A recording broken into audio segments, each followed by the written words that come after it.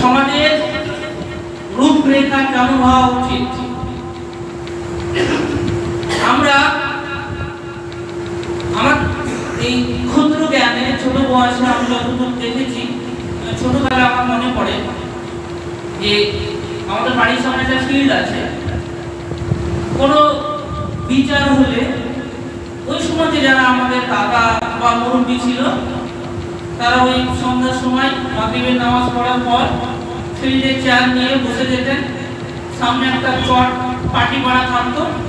আমার ভালো করে মনে আছে আমিও বসতাম, এরকম সবাই বসতো, বিচার হতো। কি বিচার হতো তখন তো আর বুঝতাম না, কিন্তু বিচার হতো।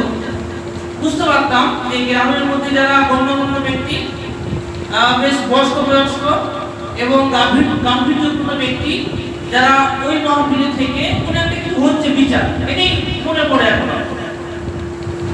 এবং দেখি আরো কিছু গ্রামের পাড়া প্রতিবেশী মানুষ, বাদী বিবাদী উভয় পক্ষের মানুষ থেকেছে, সবাই তাদের মতো করে কথা বলেছে এবং সর্বশেষ একটা সিদ্ধান্ত এসেছে। আমার মনে হয়েছে ওটা একটা সমাজ। আমার ভালো করে মনে আছে আরো একদিন আমাদের বাড়ির সামনে একটা বাজার আছে, একজন ব্যক্তি মদ পান করে সেই বাজারের ভিতর দিয়ে তলমল করতে করতে যাচ্ছিল এবং তার মুখে অশ্লীল ভাষা সে প্রয়োগ করছিল।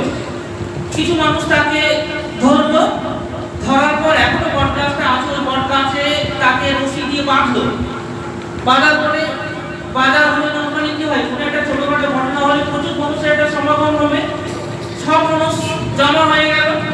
এরপর একটা বিচার বসলো কি, যে আমাদের এলাকায় কোনো মদ্যপান হবে না।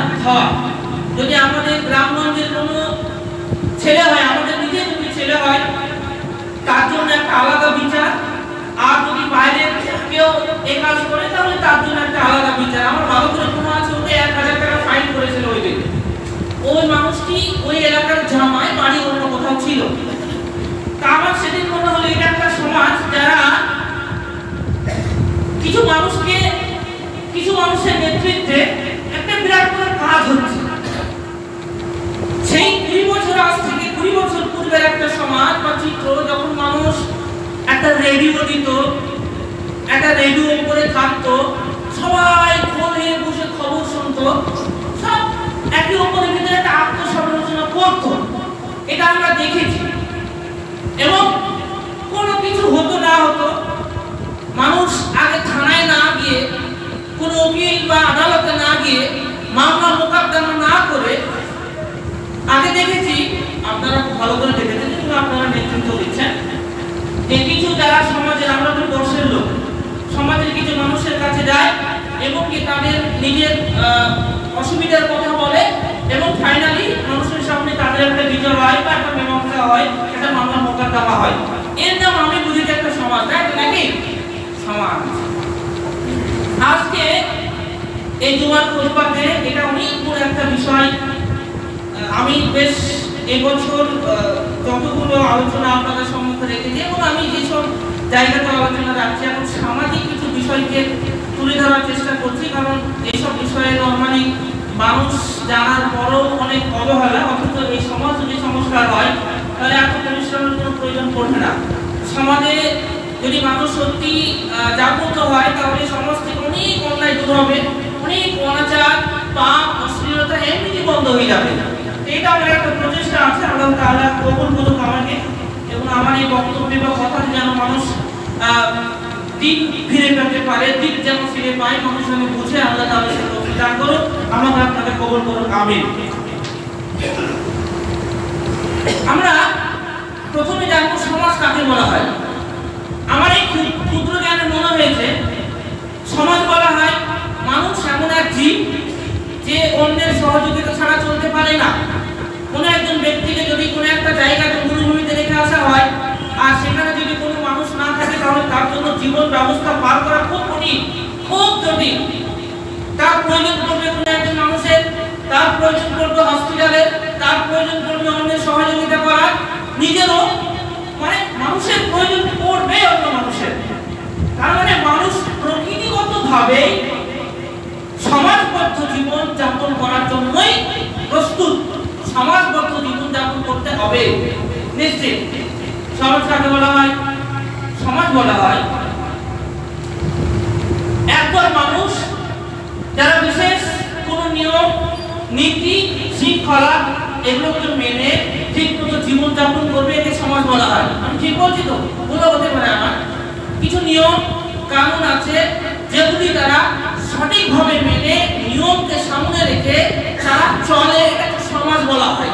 আমি যদি একটু দূর দিয়ে বলি তাহলে এইভাবে বলতে পারি, যেমন সমাজ এটা হতে পারে যে কোন একটা কাজ করছি, আমার মনে মনে এটা ভাবছি কি জানি লোকে কি ভাববে, এই কাজটা করছি লোকে কি ভাববে, এই যে ভাবনা একটা মনের ভিতরে একটা জাগ্রত হওয়া, কি জানি এই কাজটা করছি কি জানি লোকে কি বলবে, এই লোকে কি বলবে, কে কি ভাববে, এইটা একটা ভয়, একটা সমাজ।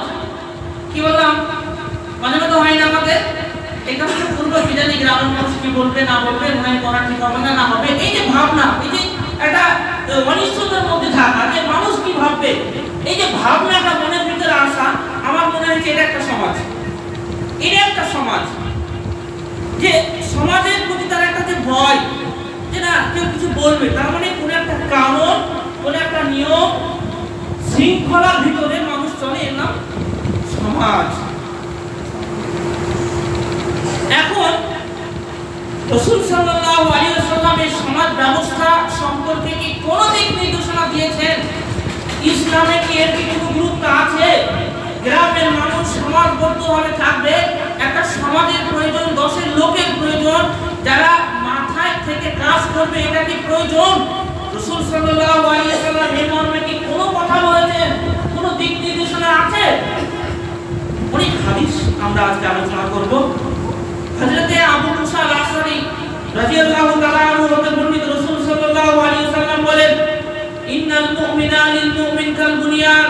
আমরা এখন একটা মসজিদের ভিতরে আছি, এর একটা পিলার আছে, দেওয়াল আছে, দেওয়ালগুলো ইটের উপর ইট রেখে একটা দেওয়াল গঠন হয়েছে, সেখানে সিমেন্ট বালি সবগুলো আছে, আঠার মতো কাজ করে একটা দেওয়াল, তার একটা দেওয়াল মজবুত করে আঁকড়ে ধরে আছে। রাসূল সাল্লাল্লাহু আলাইহি ওয়াসাল্লাম বললেন, একজন মুমিন লিল মুমিন, অপর মুমিনের জন্য কাল বুনিয়ান, একটা বুনিয়ানের মতো, একটা ওয়ালের মতো, একটা বালাখানার মতো, ইয়াসুদ্দু বাদুহু বাস, এটা একটা অপরকে শক্ত করে ধরে আছে। এই যে একটা এটা দেখতে পাচ্ছি, এখানে একটা ইট আছে 5 ইঞ্চি, তার নিচে আছে, তার নিচে আছে, তার নিচে আছে, প্রত্যেকটি কিন্তু আপনার সাথে জড়িয়ে ধরে আছে।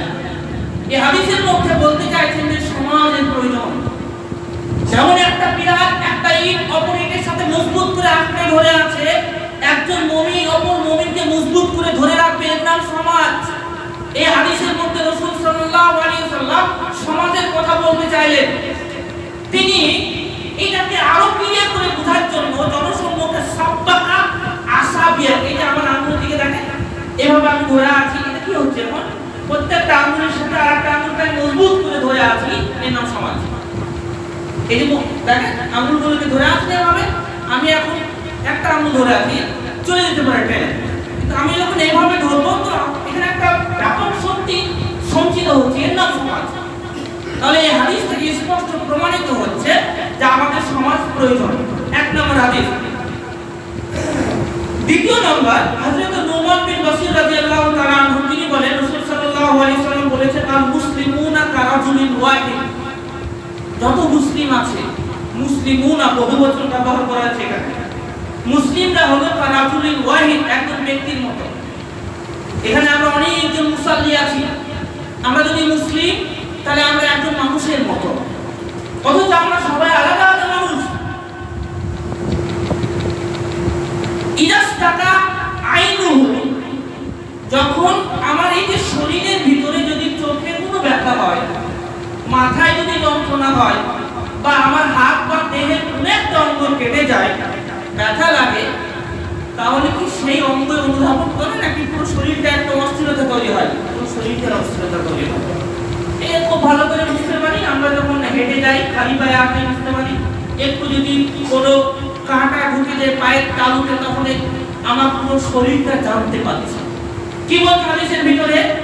ইনিস্তাকা আইনুহু, যদি কোনো ব্যক্তির চোখ আক্রান্ত হয়, চোখে যদি ব্যথা হয় বা সমস্যা দেখা যায়, ইস্তাকা কুল্লুহু, পুরো শরীরটাই জানতে পারে। ইজাস্তাকা রাসুহু, আর যদি মাথায় ব্যথা অনুভব হয়, মাথা যন্ত্রণা করছে পুরো শরীরটাই বুঝতে পারি আমরা। তাহলে এই হাদিস থেকে বোঝা গেল যদি সব মুসলিম একজন ব্যক্তির মতো, ঠিক যেমন আমার একটা বডি আছে, আমার চোখে যদি ব্যথা হয় তাহলে পুরো শরীর জানতে পারছে, আমার মাথায় যদি যন্ত্রণা হয় পুরো শরীর জানতে পারছে, তাহলে পুরো মুসলিমরা যদি একজন ব্যক্তির মতো হয়, তাহলে ওই পুরো ঘরে থাকা ব্যক্তির জীবনে যদি কষ্ট হয় তাহলে ওই কষ্ট আমারও হওয়া উচিত। বুঝা গেল? বুঝতে পারলাম? আমার মাথায় যন্ত্রণা করছে, পুরো শরীর বুঝতে পারছি। রাসূল বলল আল মুসলিমুনা কারাজুলিন ওয়াহিদ, সমস্ত মুসলিম একটা বডির মতো। তাহলে যদি আমাদের গ্রামে 2000 মানুষ বসবাস করে, একজন ব্যক্তির বাড়িতে সমস্যা হয়, তাহলে আমারও সেই সমস্যাটা ওটা আমারও। একজন ব্যক্তির বাড়িতে যদি বিপদ নেমে আসে, তাহলে ওই বিপদটা আব্দুল জাব্বারের নয়, ওই বিপদটা আমার চাচার নয়, ওই বিপদটা আমার কাকুর নয়, ওই বিপদটা আমারও। এটাই আল্লাহ রাসূল সাল্লাল্লাহু আলাইহি ওয়াসাল্লাম এই হাদিসের ভিতরে বললেন। তাহলে এই হাদিস থেকে কি বোঝা গেল? সমাজের পরিবার। এই বিপদটা কারা সংশোধন করবে? এই বিপদের সময় কারা গিয়ে আপনাকে আগলে তুলে ধরবে? সমাজ। তাহলে এই দ্বিতীয় নম্বর হাদিসে বোঝা গেল সমাজ প্রয়োজন আছে। তৃতীয় নম্বর হাদিস, রাসূল সাল্লাল্লাহু আলাইহি ওয়াসাল্লাম বলেছেন যে তারাল মুমিনিনা ফি তারাহুমিহিম, মুমিন ব্যক্তির গণ পারস্পরিক ক্ষেত্রে সহানুভূতি দেখাবেন, মায়া দেখাবে, ভালোবাসা দেখাবে। ওয়া তাওয়াদ্দিহিম, আপসের মধ্যে ভালোবাসা বন্ধন থাকবে। ওয়া তাআতুফিহিম, আপসের ভিতরে একটা সহানুভূতি থাকবে, একটা দায়িত্ব থাকবে। কামাসালিল জাসাদ, একটা বডির মতো। ইজাস্তাকা উদওয়ান, একটা বডি, অঙ্গ প্রত্যঙ্গ কোনো জায়গা যদি ক্ষত বিক্ষত হয়, তাহলে পরে তারা আলাউ সাইলু জাসাদিহি, তাহলে পুরো বডি সে কষ্ট অনুভব করে। এই হাদিসও বোঝা গেল রাসূল সাল্লাল্লাহু আলাইহি ওয়াসাল্লাম বললেন সমাজের। এখন ভালোভাবে যদি খেয়াল রাখি তাহলে আমরা দেখব যে সমাজ আছে কি নেই বোঝা যায় না। সবাই এটাই ভাবে আমি আমার মতো চলবো, দেখলে কেউ ওর মতো চলবো, আমি আমার মতো চলবো, এটা আমার জীবন, এটা আমার লাইফ, আমি স্বাধীন, আমি আমার মতো চলবো। তো কাজ কি হলো? আমি আমার মতো চলবো, দেখলে তুই বিপদ আছে তুই দেখে নে, এটা আমার জীবন, আমি আমার মতো ভোগ করবো। তার এই বাক্য স্পষ্ট যেখানে সমাজ নেই। যদি কোনো ব্যক্তি এই ধরনের বাক্য বলে বা কোনো সমাজের মানুষ যদি বলে আমার জীবন আমি দেখে নেব, তোমার কোনো প্রয়োজন নেই, তুমি তোমার জীবনে বাসিন্দা, ভাই আমি আমার জীবনে চলছি, তার মানে বুঝে নিতে ওখানে সমাজ নেই। ওখানে সমাজ আছে? ওখানে সমাজ নেই। কেন সমাজ নেই? হাদিস তো সেটাই বললো সমস্ত মুসলিম একটা দেহের মতো। তাহলে একটা গ্রামে যদি আড়াই হাজার মানুষের অধিবাসী হয়, জনসংখ্যা থাকে, তাহলে ওই 2500 নম্বর ব্যক্তি যদি কষ্ট হয়, সে ব্যক্তি 1 নম্বর জনসংখ্যা। তাহলে যখন এই কথা কেউ বলছে তার মানে বুঝতে হবে ওখানে সমাজ নেই। আর যখন সমাজ থাকবে না তখন কি হবে? আর একটু উন্নত হয়েছে, এটা আমাদের ভাবনা। উন্নত কি বলে? এখন বয়স্ক ব্যক্তিদের সমাজ চালাতে হবে না, ইয়ং লাগবে, যুবক লাগবে। হ্যাঁ ঠিক আছে, বয়স্ক ব্যক্তি দিয়ে সমাজ চলবে না, এই কথাটা সত্যই ঠিক, এই কথাটা সত্যি ঠিক না। ইয়ংদের দিয়ে সমাজ চলবে এটা ঠিক আছে, কিন্তু তার পিছনে বয়স্ক ব্যক্তিদের ভীষণভাবে প্রয়োজন। আমরা দেখেছি ওই যুদ্ধের ময়দানে সালমান ফারসি ছিল, আমরা দেখেছি আবু বকর সিদ্দিক রাদিয়াল্লাহু তাআলা আনহু ছিল, আমরা দেখেছি উমরের মতো টকটকে যুবক ছিল। তাহলে রাসূলের যে টিম ছিল, নবী সাল্লাল্লাহু আলাইহি সাল্লামের পূর্ণ 23 বছরের যে সমাজ ব্যবস্থা ছিল, সেই সমাজ ব্যবস্থায় দেখবেন যে 10 বছরের যুবক আছে, 20 বছরের যুবক আছে, 30 বছরের যুবক আছে, আবার 50 বছরের যুবকের থেকেও যেটা নরমালি পেয়ে যায় 60 বছরের বৃদ্ধ ব্যক্তিরাও আছে। তাদের পরামর্শ সফল হয়েছে। তাহলে যদি সমাজ মনে করে নাই যুবকদের দিয়ে পূর্ণ সমাজ চলবে, বয়স্ক ব্যক্তির কোনো প্রয়োজন নেই, তাহলে দেখুন ওখানে ভুল চান্স আছে। কারণ আমার এই বয়সে যে ভাবনা চিন্তা হবে বা আমার যে সিদ্ধান্ত 10 জায়গায় যদি আমি সিদ্ধান্ত নিই 10টি, তাহলে 10টি সিদ্ধান্ত ঠিক হবে এর কোনো গ্যারান্টি নেই। কিন্তু আমার থেকে আবার ওই দাদু যদি ভাবে, ওনার ভাবনা একটু আলাদা হবে, আমার থেকে তার সিদ্ধান্ত বেশি পরিপক্ক হবে, এটা স্বাভাবিক। তাহলে একটা যুবক টিম থাকবে এটা ঠিক, কিন্তু যুবক টিমের পিছনে যারা সমাজ পরিচালনা করবে তাদের পেছনে অবশ্যই জ্ঞানী মেধাবী এবং জানেওয়ালা ব্যক্তি তার বয়স বেশি হলেও থাকা দরকার। কেন দরকার? কারণ এটি সমাজ, একজন পরিচালনার মূল ভিতের প্রয়োজন আছে। এটা একটা সমাজ। এই যে রূপরেখা যেটা আল্লাহ রাসূল সাল্লাল্লাহু আলাইহি সাল্লাম হাদিসের মধ্যে বুঝাতে চাইলেন যে সমাজের প্রয়োজন আছে, আজ আমাদের প্রতিটি গ্রামে, আমাদের ওই এলাকা বলে না, প্রায় সব জায়গায় দেখবেন যদি একটা গ্রাম পাড়া হয় ওখানে যদি 500 লোকের বসবাস হয় দেখবেন ওখানে দুটো তিনটে সমাজ আছে, দুটো তিনটে। ইভেন এরকমও আছে এক একটা মসজিদে দুটো করে সরকার, দুটো করে সমাজ। পশ্চিম পাড়ার আলাদা সমাজ, উত্তর পাড়ার আলাদা সমাজ। ওই সমাজের নিয়ম কানুন আলাদা, এই সমাজের নিয়ম কানুন আলাদা। ও ওর কথা বলে এর কথা, দুটো একটা বিরোধী সমাজ। বিরাট ব্যাপার একটা। সমাজ যদি ভালো থাকে সবকিছু ভালো থাকবে, আর সমাজের ভিতরে যদি ঘোপলা ঢুকে থাকে তাহলে সবকিছু নষ্ট হবে, হবেই। কেন হবে? কারণ মানুষের প্রকৃত স্বভাব অন্যের সহযোগিতার প্রয়োজন। এই সহযোগিতার জন্য একটা সমাজের প্রয়োজন। মণ্ডলী, আল্লাহ তাআলা পবিত্র কোরআনের মধ্যে বলেছেন, ওয়ালতাকুম মিনকুম উম্মাতুন ইয়াদউনা ইলাল খায়র। তোমাদের মধ্যে একটা টিম থাকবে, তোমাদের ভিতরে একটা সমাজ থাকবে, যে সমাজ ইয়াদউনা ইলাল খায়র, মানুষকে ভালো কাজের নির্দেশ দেবে। ওয়ায়ামুরুনা বিল মারুফ, ভালো কাজের নির্দেশ দিবে। ওয়ায়ানহাউনা আনিল মুনকার, এবং অকল্যাণ থেকে দূরে সরাবে। এটা আল্লাহ তাআলা পবিত্র কোরআন সূরাতুল ইমরান আয়াত নম্বর 104। এই আয়াতে মহান আল্লাহ তাআলা সমাজের কথা বোঝাতে চাইলেন। এই আয়াতের কথা মহান আল্লাহ তাআলা বললেন যে এখানে একটা টিম থাকবে, কিছু মানুষের সমষ্টি, একটা দল থাকবে, যে দল সমাজের উপর নেতৃত্ব দেবে এবং সমাজের ভিতর থেকে যে ন্যায় প্রতিষ্ঠিত করবে এবং যেগুলো অন্যায় সে অন্যায় বিরুদ্ধে রুখে দাঁড়াবে। তার মানে এখানেও সমাজের কথা আল্লাহ তাআলা বললেন। এখন যদি কেউ মনে করে যে আমার সমাজের কোনো প্রয়োজন নেই, তাহলে বুঝতে হবে সে তার জীবন ব্যবস্থা আলাদা, সে সমাজকে অস্বীকার করছে। রাসূল সাল্লাল্লাহু আলাইহি সাল্লামের দিক নির্দেশনা এবং মহান আল্লাহ তাআলা দেখানো পথকে সে ঠিকমতো মেনে নিতে পারেনি, তাকে অনেক ভাবতে হবে। মণ্ডলী, পবিত্র কোরআনে অসংখ্য আয়াত আছে। শুধুমাত্র আমি সমাজের গুরুত্বটা বুঝাবো, এরপরে একটা সুন্দর সমাজকে পরিচালনা করার জন্য কি কি প্রয়োজন এরপরে একাধিকবার ইনশাআল্লাহ আলোচনা হবে। রাসূল সাল্লাল্লাহু আলাইহি সাল্লাম বলেছেন, মান রাআ মিনকুম মুনকারান, তোমাদের ভিতরে, সমাজের কথা বলছেন, সমাজের দায়িত্ব, সমাজের কাজ। মান রাআ মিনকুম মুনকারান, যখন তোমাদের ভিতরে কেউ কোনো অন্যায় কাজ করতে দেখবে, ফালিয়াইকিরহু বিয়াদিহি, হাত দিয়ে বাধা দেবে। বাধা দেওয়া যাচ্ছে, এখন বাধা দিতে পারা যাচ্ছে? বাধা দিতে গেলে আমার উপরই ঘুরে আক্রান্ত, অনেক সমস্যা দেখা দেবে। আপনি দেখবেন সমাজের ভিতরে দু একজন ব্যক্তি আছে যারা এখনো বাধা দিতে চায়, আর কিছু ব্যক্তি এরকম তোমার না করলে কি প্রয়োজন, তো কিছু করে যাও নিজের মতো, এরকম ব্যক্তিও আছে। কিছু ব্যক্তি আবার সেগুলো বাধা দেওয়ার চেষ্টা করে, যে বাধা দিতে যায় এখন তার জীবনে নেমে আসে বিপদ, সে আর বাধা দিতে চায় না। তার সামনে হাদিস পড়া হয়, মনে মনে বলে যে আমি তো চেষ্টা করি বাধা দেওয়ার, কিন্তু কই পাচ্ছি।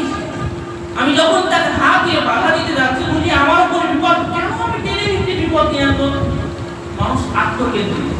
এটা কেন হয়েছে বলেন তো? কেন আমি হাত দিয়ে প্রতিহত করার পর ফেরত আমার দিকে আক্রমণটা আসছে? এর যে ক্ষতিকারক বা এই যে সমস্যাটা তৈরি হয়েছে, মূল কারণ এখানে সমাজ নেই। যদি সমাজ থাকতো তাহলে আপনি হাত দিয়ে প্রতিহত করতে পারতেন এবং এখানে আপনার অনেক সহযোগী লোক পেতেন। আপনি এখন পাচ্ছেন না, ঘুরিয়ে আরো আপনার উপর বিপদ নেমে আসছে। বুঝে নিতে হবে এখানে সমাজ নেই। যখন সমাজ থাকবে না তখন লুটপাট হবে, যখন সমাজ থাকবে না তখন বাড়িতে অশান্তি বাড়বে, যখন সমাজ থাকবে না তখন মদ্যপান, চুরি, ডাকাতি, হয়ে হট্টগোল, হিংসা, বিদ্বেষ, রাহাজানি, যত রকমের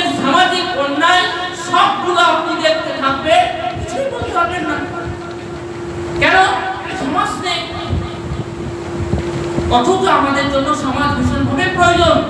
আমি চাই আমার জীবনের নিরাপত্তা থাকুক, আমি চাই আমি আমার গ্রামে সম্মানের সাথে বাঁচি, আমি চাই আমার ধন সম্পদ যেন সুরক্ষিত থাকে, আমি চাই আমি যেন ঠিকমতো জীবনযাপন করতে পারি। যখন আমি এতগুলো জিনিস চাইছি, এই চাওয়া পূরণ হওয়ার জন্য সমাজ প্রয়োজন। চাইছি, পূরণ হচ্ছে? পূরণ হয় না। কেন পূরণ হয় না? কারণ এখানে সমাজ নেই। রাসূল সাল্লাল্লাহু আলাইহি ওয়াসাল্লাম এই সমাজের গুরুত্ব সম্পর্কে বলতে গিয়ে অনেক কথা বলেছেন। আল্লাহ তাআলা পবিত্র কোরআনের মধ্যে বলেছেন, ওয়াতাসিমু বিহাবলিল্লাহি জামিআ ওয়া লা তাফাররাকু, তোমরা আল্লাহ তাআলার রশিকে দড়িকে শক্ত মজবুত করে ধরে রাখো। কেন? এটা একটা দ্বীন, এটা একটা ধর্ম। এর দড়িকে শক্ত করে যদি মজবুত করে ধরে থাকতে পারো, তাহলে তোমরা বিশৃঙ্খল হবে না, সমাজের ভিতরে অন্যায় থাকবে না, ন্যায় প্রতিষ্ঠিত হবে। পরিমণ্ডলী, আমরা দেখেছি যে এর ইতিহাস যদি আমরা ভাবি, তাহলে আমরা দেখতে পাবো যে রাসূল সাল্লাল্লাহু আলাইহি ওয়াসাল্লাম যখন মক্কা থেকে হিজরত করে মদিনায় আসলেন, মদিনায় এসে তিনি প্রথম যে কাজটি করেছিলেন, আনসার এবং মুহাজির, মুহাজির কাকে বলা হয়? যারা মক্কা থেকে হিজরত করে মদিনায় গিয়েছিলেন রাসূলের সঙ্গে, তাদেরকে মুহাজির বলা হয়। আর যারা সেখানে ছিলেন, যারা মুহাজিরদেরকে সহযোগিতা করেছে, তাদেরকে আনসার বলা হয়। তিনি প্রথম কি করলেন? প্রথম গিয়ে তো অনেক কিছু করতে পারতেন। ভালো করে দেখবেন, আমরা অনেক বক্তব্যতে বলেছি, যখন তিনি মদিনাতে গেলেন, এই মুহাজির এবং আনসার উভয় দলের মধ্যে একটা বন্ধুত্ব তৈরি করার চেষ্টা করলেন। তিনি প্রথমে জায়গাটা সমান হয়ে যাবেন। মদিনাতে গিয়ে তিনি যে কাজ প্রথম করেছিলেন, সেটি ছিল একটি উত্তম সমাজ ব্যবস্থা, ইসলামী সমাজ ব্যবস্থা। আনসার এবং মুহাজিরদের এই দুই দলকে নিয়ে একটি সুন্দর সমাজ গড়ে তুলেছিলেন বলেই পরবর্তীতে মদিনায় ইসলাম প্রচার করা সহজ হয়েছিল। তার সহযোগী, তার সাপোর্টার সবাই মুসলিম করেছিলেন। কেন? সেখানে একটা সুন্দর সমাজ ছিল। আজ দেখেন তো, আপনি কি আপনার এই সমাজে, এই ঘুরে আছে, আপনার এই গ্রামে কতজনকে আপনার সহযোগী রূপে পান? ইল্লা মাশাআল্লাহ কিছু জন তো থাকবেই, যারা এখনো আছে, কিন্তু যেভাবে পাওয়া উচিত সেভাবে কি পায়? সেভাবে কি পায়? পায় না। কেন পায়নি? পাচ্ছি না কেন? কারণ মানুষ এই সমাজ ব্যবস্থা জীবন থেকে অনেক দূরে চলে গিয়েছে। সমাজ ভীষণভাবে জরুরি। সমাজ জীবনযাপন করা, এটা আল্লাহ তাআলা কোরআনের মধ্যে ফরজই করে দিয়েছেন। যেমন সূরাতুল আল ইমরান আয়াত নম্বর 10 এর মধ্যে আল্লাহ তাআলা বলেন, কুনতুম খায়রা উম্মাতিন, তোমরাই সবচেয়ে ভালো উম্মত, উখরিজাত লিন-নাস, তোমাদেরকে মানুষের সামনে এই জন্য নিয়ে আসা হয়েছে, তা'মুরুনা বিল মা'রুফ, সমাজে ন্যায় প্রতিষ্ঠা করার জন্য, ওয়া তানহাউনা আনিল মুনকার, এবং সমাজে অন্যায়কে বাধা প্রদান করার জন্য, ওয়া তু'মিনুনা বিল্লাহি, এবং আল্লাহর প্রতি ঈমান নিয়ে আসবে। এখানে সমাজের পরিকাঠামো কথা বলবো। একটা কথা এখানে অ্যাড হয়েছে, সেই একটা কি? যে সমাজ থাকবে, সেই সমাজের মধ্যে তু'মিনুনা বিল্লাহ, আল্লাহর প্রতি অগাধ ভালোবাসা এবং ঈমান থাকতে হবে। যারা সমাজ পরিচালনা করবে, যারা সমাজের মূল প্রতিনিধি থাকবে, তাদের ভিতরে ঈমান থাকতে হবে। তাদের ঈমান, আমল সব ইসলামী কেন্দ্রিক হবে।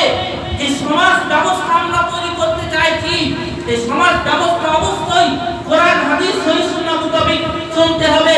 যদি এর ব্যতিক্রম দেখা দেয়, তাহলে সেই সমাজ ব্যবস্থাতে ভালো কিছু আমরা পাবো না। রাসূল সাল্লাল্লাহু আলাইহি ওয়াসাল্লাম হারিস আল আশআরী রাদিয়াল্লাহু তাআলা আনহু এই হাদিসটি বর্ণনা করছেন। রাসূল সাল্লাল্লাহু আলাইহি ওয়াসাল্লাম বলেন যে আমি তোমাদেরকে 5টি বিষয় নির্দেশ করছি।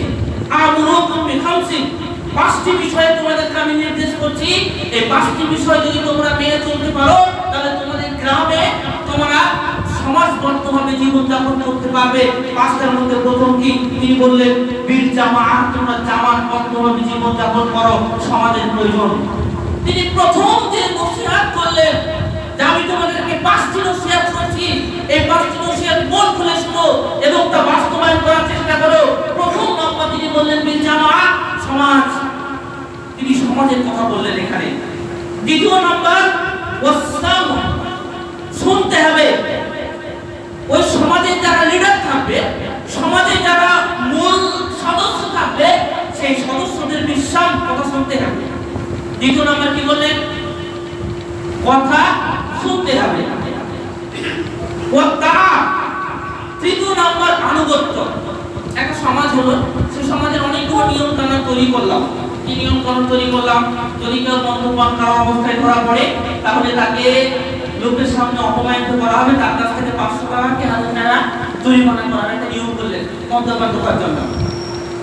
এরপরে আপনি এটাও বললেন যদি কেউ জেনা ব্যভিচার করে তাহলে পরে ইসলামিক রুলস মোতাবেক তাকে 100 লাঠি মারা হবে এবং গ্রাম থেকে তাড়িয়ে দেওয়া হবে। সমাজের কড়া নিয়ম, ইসলামের রুলস, এই রুলস বাস্তবায়ন করতে হবে, এটা আপনি বললেন।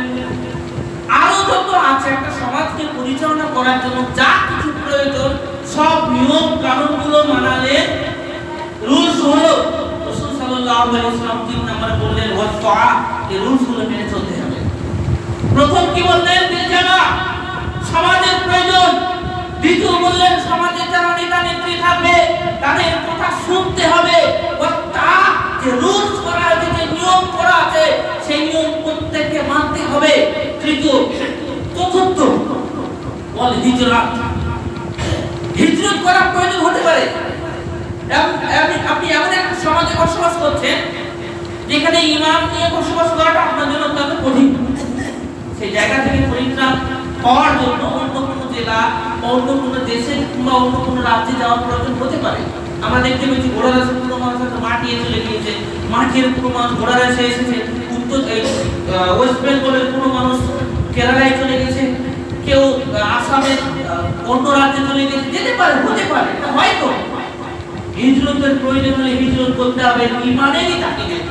পঞ্চম, জিহাদ ফি সাবিলিল্লাহ, আল্লাহর পথে প্রয়োজনে জিহাদ করতে হবে। জিহাদ শুধু লাঠি, ঘেঁষে লাঠি বা পিস্তল গুলি দিয়ে মাঠে বেরিয়ে যাওয়ার নাম জিহাদ না। জিহাদ অনেক প্রকারের। জিহাদ মানে পাপ থেকে নিজেকে বাঁচিয়ে রাখার নামও জিহাদ। জিহাদও করতে হবে। মানে একটা সমাজের ভিতরে সমাজকে সুস্থভাবে পরিচালনা করার জন্য যতগুলো বাধা আসবে এই বাধার মোকাবিলা করতে হবে, এটা হচ্ছে জিহাদ। তাহলে এই হাদিসের মধ্যে কি বললেন? আমি তোমাদেরকে 5টি কথা, 5টি নসিহত করছি। বিল জামা, সমাজের প্রয়োজন। সমাজ যখন প্রয়োজন সেখানে কিছু মানুষ থাকবে যারা নেতৃত্ব দেবে, নেতৃত্ব দেওয়ার ক্ষেত্রে তাদের কথা শুনতে হবে, রুলস মানতে হবে। হিজরত করার প্রয়োজন হতে পারে এবং সমাজকে সুষ্ঠুভাবে পরিচালনা করার জন্য যদি প্রচেষ্টার প্রয়োজন যত রকমের সবগুলো অ্যাপ্লাই করতে হবে। করবে কারা? দায়িত্ব নেবে কে? আমি নিয়ে বাঁচবো না, আমি তো আমাদের খারাপ হতে যাবো কেন? কিন্তু ভাবনা চিন্তা, এই ভাবনা চিন্তাও মূলত সমাজ না থাকার কারণে তৈরি হয়েছে। তো এখানে না রাসূল সাল্লাল্লাহু আলাইহি সাল্লাম আরো অনেক হাদিসের ভিতরে বলেছেন, তিনি বলেছেন কি বলেছেন? যে বিপদে আপদে সব সময় তোমরা আমার কথা মতো চলবে, আমি যা বলবো তাই শুনবে, যে সমস্ত কথাগুলো থেকে আমি নিষেধ করবো সেগুলো থেকে তোমরা বিরত থাকবে। এটা সমাজ ব্যবস্থার উপর। এখন একটি গ্রামকে সুন্দর করতে হলে বোঝা যাচ্ছে সমাজ ভীষণভাবে প্রয়োজন। একটি গ্রামকে পাপমুক্ত করতে হলে, অন্যায় মুক্ত করতে হলে, সমাজকে ইসলামী সমাজে রূপান্তরিত করতে হলে অবশ্যই একটা সমাজ প্রয়োজন। যে সমাজ আজ থেকে আমরা 20 বছর পূর্বে দেখেছি, কিছু মানুষ বিচার করছে, আমি ভূমিকায় বলছিলাম, ওইরকম একটা সমাজের প্রয়োজন। এই সমাজ করবে না, কে করবে? আমি আপনি সবাই যদি থেকে সরে যাব তাহলে কে এর হাত ধরবে? যারা আমরা দায়িত্বশীল আছি, যারা আমরা বুদ্ধি সম্পূর্ণ, যারা মুরল, যাদেরকে আমরা বিচারক মনে করি, যাদেরকে আমরা মনে করি যে ওই ভাইকে ডাকা উচিত, ওই ভাইয়ের পরামর্শে নেওয়া উচিত, দায়িত্ব আপনাদের। আপনাদেরকে ভাবতে হবে একটা সুন্দর সমাজ করতে গেলে সমাজের কিছু রুলস থাকবে। আশ্চর্য ব্যাপার, একটা গ্রামে বসবাস করবো আর সেখানে সমাজ থাকবে না। অনেক ভাবনার বিষয়। একটা গ্রামে বসবাস করছি, কোনো বাধা নেই, কোনো রুলস নেই, যে যার মতো যেভাবে ইচ্ছা চলছে, ওটা কি সমাজ? সমাজ না। যারা ওখানে বসবাস করছে তাদের বুদ্ধিতে লোভ পেয়েছে, তাদেরকে ভাবতে হবে যে আমাদের সমাজ করতে হবেই। যদি বলি আমি তো ঠিক আছি, আমি তো আমার মধ্যে ঠিক আছি, আমার কি প্রয়োজন? তুমি তোমার গন্ডি ঠিক করে দাও। না, এভাবে হয় না। আজ আপনি আপনার গন্ডিতে আছেন, ঠিক আছে, আপনি ভালো আছেন, কিন্তু অন্যের বিপদ আপনার ঘরে পড়বে, এটাও ঠিক মেনে নেবেন। সুতরাং সমাজকে সুন্দরভাবে পরিচালিত করতে হলে, সুন্দরভাবে জীবনযাপন করতে হলে, নিজের মালের আত্মরক্ষা চাইতে হলে বা বিভিন্ন প্রান্তরে গিয়ে কাজ করতে হলে, ইসলামিক দাওয়াত প্রচার করতে হলে সমাজ ভীষণভাবে প্রয়োজন। তাহলে আজকের এই বক্তব্যে আমরা যেটা বুঝতে পারলাম যে সমাজ বলা হয় কিছু মানুষের কোনো এক জায়গায় বাসস্থান, যারা কোনো এক রুলসের ভিত্তিতে চলে, নিয়ম কানুন মেনে চলার চেষ্টা করে, যেগুলো সমাজ দ্বারা স্বীকৃতি সেগুলি করে, যেগুলো সমাজ দ্বারা স্বীকৃত নয় সে সমস্ত কর্ম থেকে তারা দূরত থাকে। নাম সমাজ। যে সমাজের গুরুত্ব রাসূল বলেছেন, একজন মুমিন অপর মুমিনের জন্য একটা পিলার, যেটা একটা অপরকে মজবুত করে ধরে আছে। সমস্ত মুসলিমের একটা বডির মতো। একজন মুসলিমের যদি কষ্ট হয় তাহলে এই কষ্ট অপর মুসলিমকে হওয়া উচিত। এক পাড়ার যদি সমস্যা হয়, এটা পাড়ার সমস্যা না, ওই পুরো গ্রামের যত মানুষ আছে প্রত্যেকের সমস্যা। এই সমাধান করতে হলে সমাজ প্রয়োজন। সমাজ প্রয়োজন। মসজিদ থেকেই নিয়ন্ত্রিত হবে সমাজ, মসজিদ থেকেই পরিচালিত হবে সমাজ। সমাজের ভিতরে কারা থাকবে, কারা হবে সমাজের নেতৃত্ব ব্যক্তি, কাদের উপর আসবে এই দায়িত্ব এবং তাদের কাজ কি হবে, কিভাবে সমাজকে পরিচালিত তারা করবে, কি কি পদ্ধতি অবলম্বন করা উচিত, কোন কোন গুণ থাকলে আমরা বলবো যে আমরা একটা ভালো সমাজে বসবাস করছি, একটা সুন্দর সমাজের বৈশিষ্ট্য কি হওয়া উচিত, কোনগুলো একটি ভালো সমাজকে নষ্ট করে দেয়। বিস্তারিত আলোচনা ইনশাআল্লাহ পরে শোনাতে হবে। আজকে এখান থেকে আলোচনা সমাপ্ত করলাম। আজকের এই আলোচনায় আমি যেটা বোঝাতে চাইলাম এতটুকুই, আমরা মানুষ, আমাদের প্রয়োজন অন্যের সহযোগিতা। আমার এই সহযোগিতা সুন্দরভাবে পালন করুন তখনই হবে যখন একটি গ্রামে সুন্দর সমাজ থাকবে। আর এই সুন্দর সমাজ তখনই হবে যখন বিবেকবান ব্যক্তিরা জাগ্রত হবে, যখন মানুষ আত্মকেন্দ্রিকতার পথ থেকে বেরিয়ে এসে সার্বিক বিশ্লেষণে ভাববে, তখনই একটি সুন্দর সমাজ গড়ে তোলা সম্ভব হবে। আল্লাহ আমাদেরকে সমাজের গুরুত্ব বোঝার তৌফিক দান করো, আমিন। আমরা যেন সমাজবদ্ধভাবে জীবনযাপন করতে পারি, আমরা যেন সমাজকে অন্যায় মুক্ত করতে পারি। আমরা এমন একটা সমাজ গড়ে তুলতে চাই যে সমাজে স্বার্থপর থাকবে না, যে সমাজে মানুষ আত্মকেন্দ্রিক হবে না, যে সমাজ হিংসুক মুক্ত হবে, যে সমাজ প্রত্যেকটি উদাহরণমূলক দৃষ্টান্তমূলক সমাজ হবে। আল্লাহ তুমি সেই ধরনের সমাজ গড়ে তোলা তুমি আমাদের তৌফিক দান করো, আমিন। اللهم صل على محمد وعلى ال محمد كما صليت على ابراهيم وعلى ال ابراهيم انك حميد مجيد. اللهم بارك على محمد وعلى ال محمد